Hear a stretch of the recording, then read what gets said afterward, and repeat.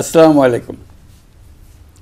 উপস্থিত ছাত্রছাত্রী, তরুণ তরুণী, নারী ও পুরুষ সকল নাগরিককে আমার সালাম ও শুভেচ্ছা জানাচ্ছি। আমি গভীর শ্রদ্ধার সাথে স্মরণ করছি ফেসিবাদের বিরুদ্ধে দীর্ঘ লড়াইয়ের সকল যোদ্ধাদের।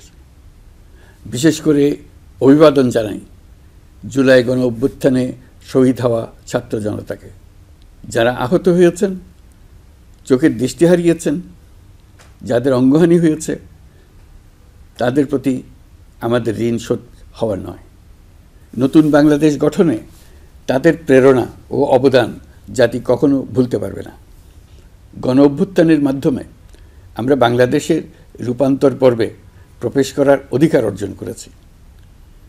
এই রূপান্তর দ্রুত সফলভাবে কার্যকর করার জন্য আমাদেরকে সকল শক্তি নিয়োজিত করার জন্য প্রতিজ্ঞাবদ্ধ থাকতে হবে।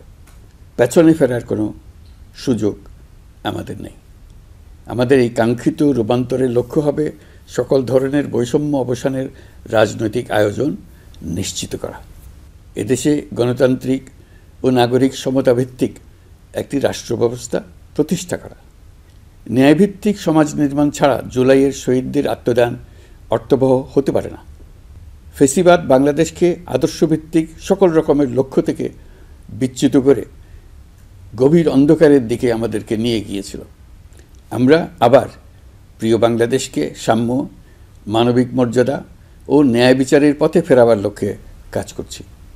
ফোরাম ফর বাংলাদেশ স্টাডিজের পক্ষ থেকে আপনাদের এই জাতীয় সংলাপ আমাদেরকে আমাদের নতুন কক্ষপথ রচনা এবং তার যথাযথ স্থাপনে বিশেষভাবে সাহায্য করবে।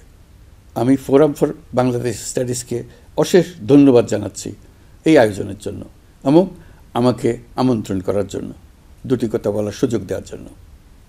আপনারা এই সংলাপে তিনটি বিষয়কে বিশেষভাবে গুরুত্ব দিয়েছেন: ঐক্য, সংস্কার ও নির্বাচন।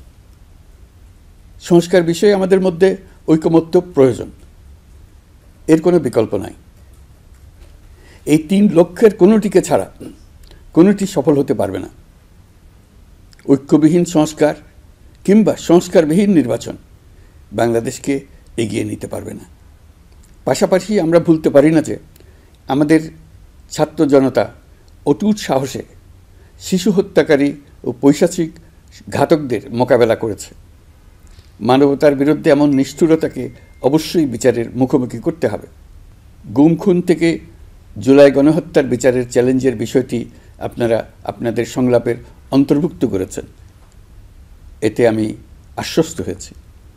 সুধীবৃন্দ, জুলাই গণঅভ্যুত্থান কেবল বাংলাদেশকে মুক্তই করেনি, আমাদের স্বপ্নকেও তুমুল সাহসী করে তুলেছে। বাকহীন বাংলাদেশ জোরালো কণ্ঠে আবার কথা বলার শক্তি ফিরে পেয়েছে। এই দৃঢ়কণ্ঠ আবার ঐক্য গঠনে সোচ্চার হয়েছে। ঐক্য আমাদের মূল শক্তি। জুলাই অভ্যুত্থান আমাদেরকে ঐতিহাসিক মাত্রায় বলীয়ান করেছে। গত 5 মাসে এই ঐক্য আরও শক্তিশালী হয়েছে। গণ অভ্যুত্থানের বিরুদ্ধ শক্তি আমাদের মধ্যে ভাঙন সৃষ্টি করার ক্রমাগত প্রয়াস চালাতে থাকায় আমাদের ঐক্য আরও মজবুত হচ্ছে। এই ঐক্যের জোরেই এখন আমরা অসাধ্য সাধন করতে পারি। এখনই আমাদের সর্বোচ্চ সুযোগ। এমন অর্থনীতি গড়ে তুলতে হবে যেটা সকল নাগরিকের জন্য সম্পদের ও সুযোগের বৈষম্যহীনতার নিশ্চয়তা প্রদান করবে।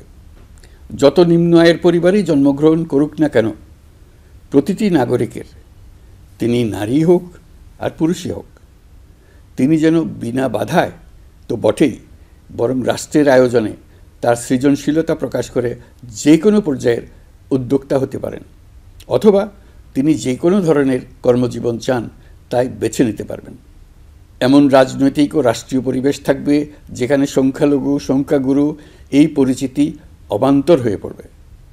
সবার একটিই পরিচয়, আমি বাংলাদেশের নাগরিক এবং রাষ্ট্র আমাকে আমার সকল অধিকার প্রদান করতে বাধ্য। রাষ্ট্রের কাছে এবং অন্য নাগরিকের কাছে আমার অন্য কোনো পরিচয় দেবার প্রয়োজন হবে না, যেখানে ব্যক্তিবন্দনার কোনো সুযোগ থাকবে না। দেশের ভেতরে বা বাইরে প্রভুভৃত্যের কোনো সম্পর্কের সুযোগ থাকবে না। আমরা বাংলাদেশের নাগরিক হবার সুবাদে হব বিশ্ব নাগরিক।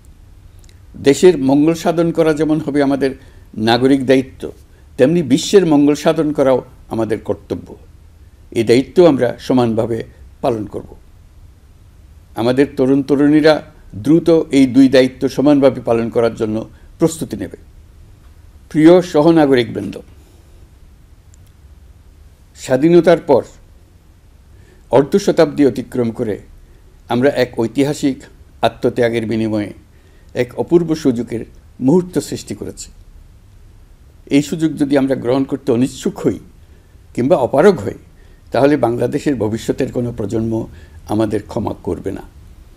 আজকের সংলাপের মূল লক্ষ্য হল সবার পক্ষ থেকে সর্বোচ্চ কণ্ঠে ঘোষণা দেওয়া যে আমরা এই সুযোগ কিছুতেই হাতছাড়া হতে দেব না।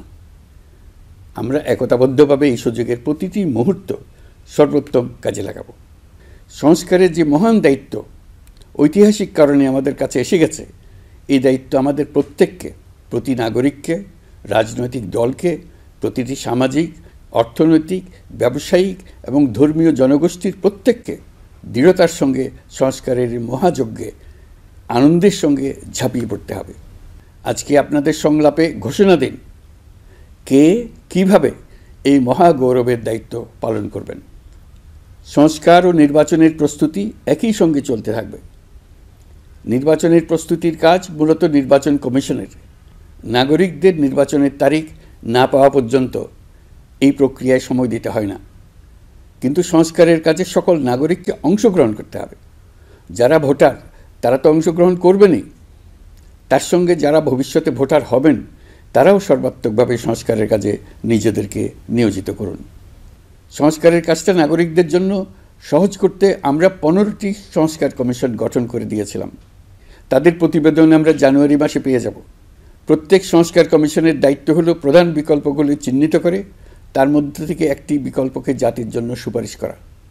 যার যার ক্ষেত্রে সংস্কারের মাধ্যমে ভবিষ্যৎ কীভাবে রচিত হবে তা বিভিন্ন পক্ষের মতামত নিয়ে সুপারিশমালা তৈরি করে দেওয়া, নাগরিকের পক্ষে মতামত স্থির করা সহজ করে দেওয়া। তবে কমিশনের প্রতিবেদনে সুপারিশ করলেই আপনাকে তা মেনে নিতে হবে এমন কোনো কথা নেই।